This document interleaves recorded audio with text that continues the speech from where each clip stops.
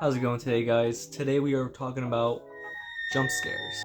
Jump scare is a term that's used in movies and video games, and usually it's more so to get the audience's attention. It grabs your attention, especially when it's used in when you have the music with it.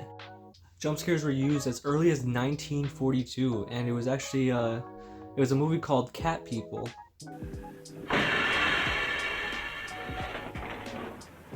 So this jump scare particularly was used as a way to convey a sudden urgency, out of nowhere, and that's usually typically how it's used in movies nowadays.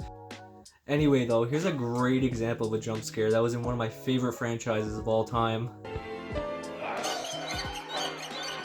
But what makes this jump scare work, really work, is because you really expected Jason to be dead. You wouldn't expect to see him at all. Jason should have been watched every minute. And him coming out of the water is the biggest left turn you can think of.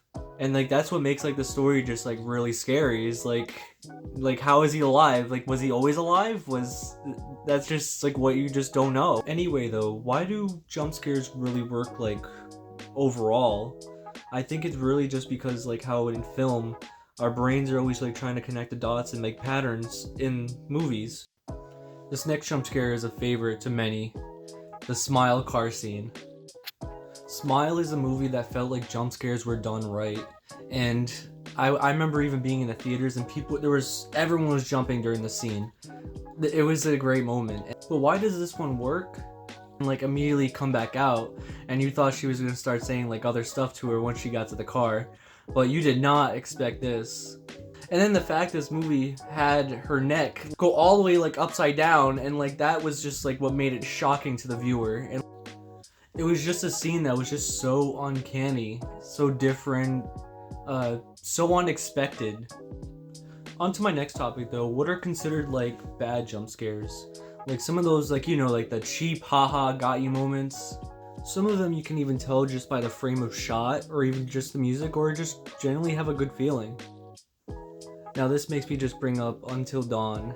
This game is just littered with jump scares, and jump scares are good to use and all, just on and off, you know what I mean? But this one is just every 10 minutes it's over and over. And it can get old really quick, and this is one of the things where this is when it cheapens the jump scare. Speaking of video games, this is one of the few games that's known for its jump scares. And you might know what game I'm going to be talking about. Five Nights at Freddy's. Five Nights at Freddy's is just a game where you survive in one room and just doing your shift as a security guard and controlling from doors from left and right, looking at the cameras from your screen, and just making sure the animatronics stay away. When you get to your room, you get jump scared. And I feel this just gets a bit frustrating, especially if you're new to the game. You can even tell on more difficulty modes from YouTubers, they get frustrated because it's the same jump scare over and over, but obviously they get tired of seeing it, but it's just still there. It's just how the game is. And now I'm going to give you one more example of a great jump scare. It's probably more unique in my opinion, and it's probably one of my favorites. It's from the movie The Conjuring. It was during the part when the mother was playing hide and clap with her daughter, and as she was blindfolded, she was looking around her house, and there was this closet, and this closet was what scared me. So as she plays hide and clap, and she asks for the clap, you just see these creepy hands come out of the closet, and that was just so terrifying and just shook me to the core, because the character's in danger, but she doesn't. That's what makes a great jump scare, because it really just it hits you as a viewer, and that's why I think this scene just works beautifully. So my final thoughts though is that jump scares have been evolving throughout the years slowly, and I think it's just because filmmakers are slowly learning the cliches and patterns that just been happening many times over and over.